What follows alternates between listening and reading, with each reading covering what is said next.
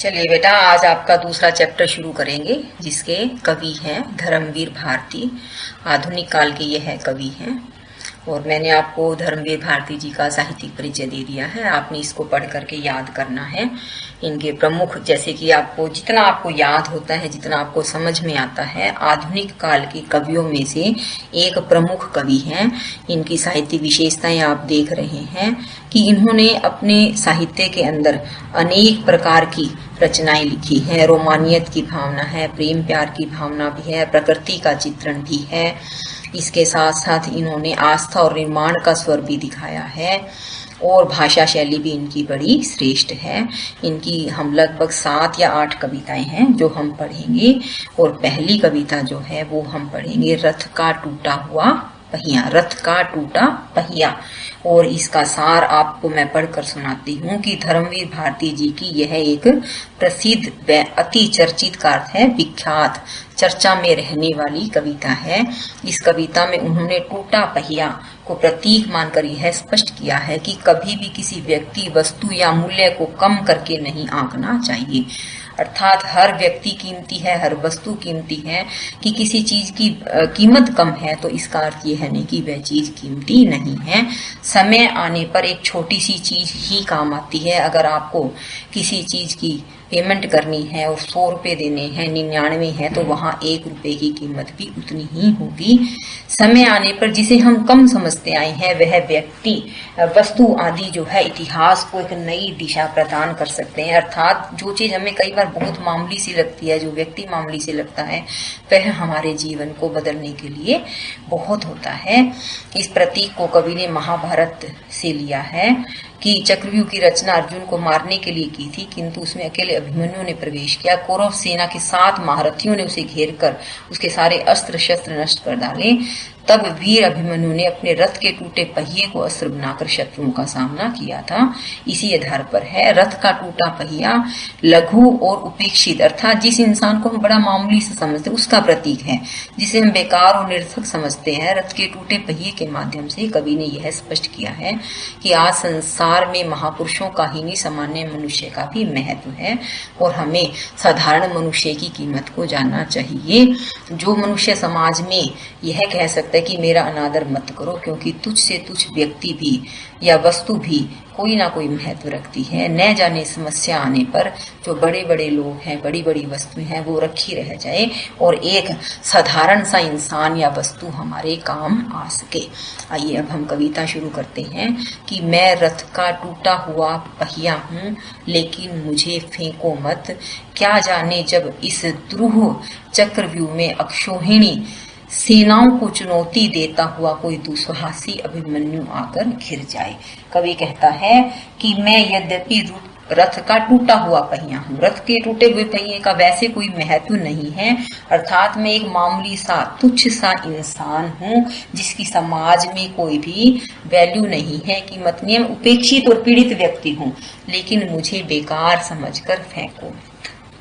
अर्थात मैं भी कहीं ना कहीं काम आ सकता हूँ, मुझे पूरी तरह से बेकार न समझा जाए। एक उपेक्षित व्यक्ति को रथ के पहिए के रूप में मान करके लेखक कवि ये बात कह रहा है। अक्षोहिणी, अक्षोहिणी शब्द का अर्थ क्या होता है बेटा? एक सेना का एक प्रकार है। इसे संसार में आप ये मान सकते कि न जाने कब समाज, परिवार, घर चारों तरफ से विपत्तियों में, संकटों में घिर जाता है। जब जीवन में बड़ी बड़ी चुनौतियां आ जाती है, दुस्साहसी अभिमन्यु आकर के घिर जाए। दुस्साहसी का अर्थ है जिसका साहस, जिसकी साहस की तुलना नहीं की जा सकती, घिर जाए। अर्थात जब हमारा जीवन रूपी अभिमन्यु इस संसार में दुख रूपी सेनाओं के बीच में घिर जाए, अपने पक्ष को असत्य जानते हुए भी बड़े बड़े महारथी अकेली निहत्थी आवाज को अपने ब्रह्मास्त्रों से कुचल देना चाहे। कि जब अभिमन्यु चक्रव्यूह में गया था तो क्या हो गया था कि बड़े बड़े महारथी थे, जिन्हें पता था कि हम गलत है, हमारा रास्ता सही नहीं है, हम असत्य के रास्ते पर है। उस अकेली निहत्थी जिसके पास कोई अस्त्र शस्त्र भी नहीं था, उस आवाज को अपने ब्रह्मास्त्रों से कुचल देना चाह रहे थे। आप संसार में, जीवन में बहुत बार ऐसा अनुभव करते हैं कि एक अकेले व्यक्ति के ऊपर चारों तरफ से परेशानियां आ जाती है, और उस समय भी जो बड़े लोग हैं वह उसकी मदद करने की बजाय उसको और ज्यादा परेशान करते हैं, उसको और ज्यादा तकलीफ देते हैं। वह हारता चला जाता है, टूटता चला जाता है। तब मैं रथ का टूटा हुआ पहिया उसके हाथों में ब्रह्मास्त्रों से लोहा ले सकता हूँ। लेखक क्या कहते कि उस वक्त अभिमन्यु ने क्या किया था कि जब उसके पास कोई अस्त्र शस्त्र नहीं थे, निहत्था था, साथ साथ बड़े महारथी योद्धा उसके साथ अकेले के साथ युद्ध कर रहे थे। युद्ध क्या कर रहे थे, उसको मार देना चाह रहे थे। वह अकेला, छोटी सी जान, मतलब बहुत बड़ी उम्र नहीं थी उसकी, और वह उस समय लड़ रहा था। तो उसने क्या किया, एक रथ का टूटा हुआ पहिया उठा लिया अपने हाथों में, और उस सबके सहारे उन ब्रह्मास्त्रों से उसने लोहा लिया। लोहा लेने का अर्थ है मुकाबला किया, अर्थात अंतिम क्षण तक अर्जुन ने हाथ नहीं मानी। कवि क्या कहना चाहता है कि इस संसार में जैसे सांस्कृतिक संकट आ जाता है, सामाजिक संकट आ जाता है, आप ये देखें कि कुछ ऐसे संकट होते हैं जिसमें चारों तरफ से ऐसे लगता है कि इसका कोई उपाय ही नहीं है।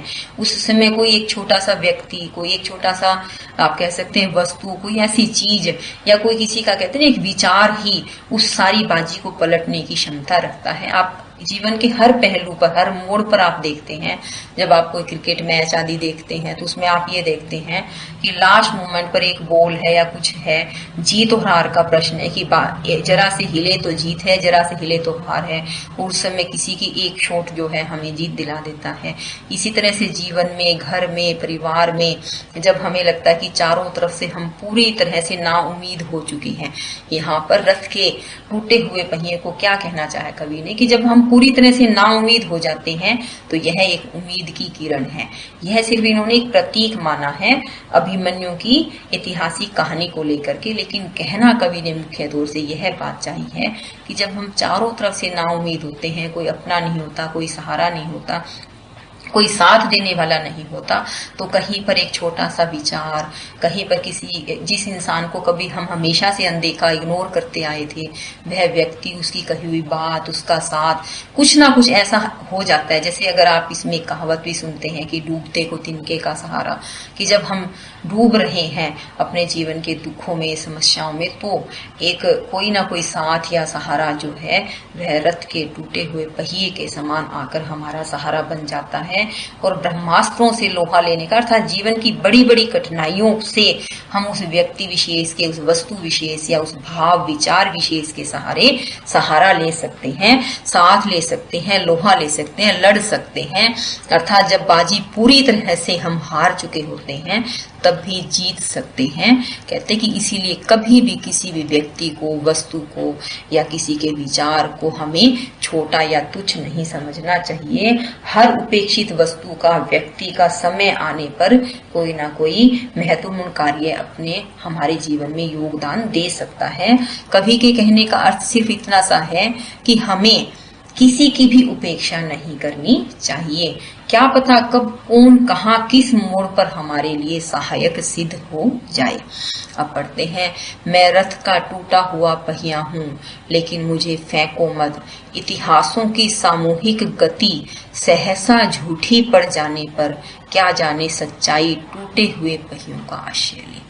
कवि पुनः वही बात कहता है कि मैं एक उपेक्षित व्यक्ति के रूप में, रथ का टूटा हुआ पहिया कहता है कि यद्यपि आज समय है, स्थान है, मेरी कोई जरूरत नहीं है, मेरा कोई महत्व नहीं है, कोई महिमा नहीं है, कोई उपयोग भी नजर नहीं आ रहा है, लेकिन न जाने कब क्या होता है कि इतिहासों की सामूहिक गति, इतिहास इस बात का साक्षी है कि सामूहिक रूप से व्यक्ति जब हार जाता है, टूट जाता है, तो उसके जीवन में क्या हो जाता है कि झूठी पड़ जाती है। तो क्या जाने सच्चाई टूटे हुए पहियों का आश्रय ले, कि जब समाज जो है, कभी ना कभी ऐसा वक्त आ जाता है कि समाज को जो है क्या होता है, सच्चाई का उद्घाटन करने के लिए, सच्चाई को सामने लाने के लिए, जीवन में नवनिर्माण करने के लिए, समाज में नवनिर्माण करने के लिए जब जो बातें हमें आज तक लग रहा था कि यह हमारे लिए सहायक है, सच है, सही है, यह व्यक्ति सच है, सही है, वो सब कुछ जब झूठा पड़ जाता है तो जो उपेक्षित वस्तुएं हैं, मनुष्य है, वह हमारा साथ देते हैं, आश्रय बनते हैं, सहारा बनते हैं। कवि क्या कहना चाहता है कि नव निर्माण में पुराने मूल्य भी सहायक सिद्ध हो सकते हैं। हमें अपनी प्राचीन सभ्यता का, संस्कृति को भी संभाल करके रखना चाहिए। टूटा हुआ पहिया जान करके छोड़ देना नहीं चाहिए। आप इसको आज के समाज के साथ भी जोड़ सकते हैं कि जैसे हमारे बुजुर्ग हैं जिन्हें जिंदगी का अनुभव है, लेकिन हमें प्रत्यक्ष रूप से वो हमारे सहायक नहीं है, क्योंकि अब वो किसी तरह से कार्य नहीं कर सकते हैं, तो हम उन्हें अनदेखा करने लगते हैं। लेकिन आप ये देखेंगे कि जब हमें लगे जीवन में हम थक गए हैं, टूट गए हैं, हार गए हैं, कोई साथ नहीं है, कोई सहारा नहीं है, तो वो जिन्हें हम उपेक्षित समझकर अनदेखा करते आए थे, वे हमारे माता पिता, वे हमारे बुजुर्ग, उनका जो अनुभव है हमें एक नई राह दिखाता है। इसी तरह से जो हमारे प्राचीन मूल्य हैं, जो हमारी प्राचीन परंपराएं हैं, जो हमारी संस्कृति है, आप देखेंगे बेटा कि कभी कभार वह जीवन मूल्य हमारे बहुत ज्यादा सहायक हो जाते हैं। जब हमें कोई रास्ता नहीं दिखाई देता तो वह मूल्य ही हमारा सहारा बन जाते हैं। कवि के कहने का अर्थ है कि समाज में बहुत से वर्ग ऐसे हैं जिसे हम पिछड़ा वर्ग कह देते हैं, जिसे हम यह कह देते हैं कि यह किसी काम के नहीं है, निर्माण कार्य कर ही नहीं सकते, सृजन कार्य कर ही नहीं सकते।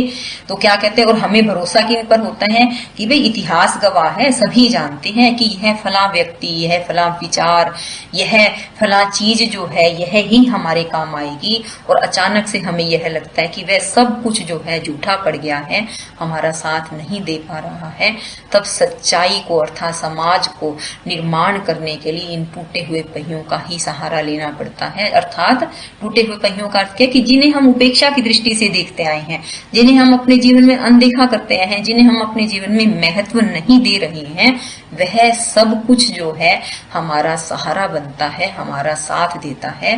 पूरी कविता का अगर आपको 2 लाइनों में सार समझना हो तो वो यह है कि हमें कभी भी किसी भी व्यक्ति, वस्तु, भाव, विचार आदि को उपेक्षित नहीं समझना चाहिए, उसे अनदेखा नहीं करना चाहिए, अर्थात हीन भावना से नहीं देखना चाहिए, तुच्छ समझकर नहीं देखना चाहिए। न जाने जिन्हें हम अनदेखा करते आए हैं जीवन के किस मोड़ पर वे हमारा सहारा बने, या हम ये कह सकते हैं कि वे ही हमारा सहारा बने जिनका हम दम भरते आए हैं कि यह ऐसा व्यक्ति है, यह ये करेगा, वह हमें धोखा दे दे। और हम कई बार कहते हैं ना कि हमें अपने धन का घमंड होता है, शरीर का घमंड होता है। अब कई बार हमें लगता है कि यह व्यक्ति ही सब कुछ करेगा, और जब समय आता है तो हम उनका सहारा लेते हैं जिनसे हमें कोई उम्मीद नहीं होती।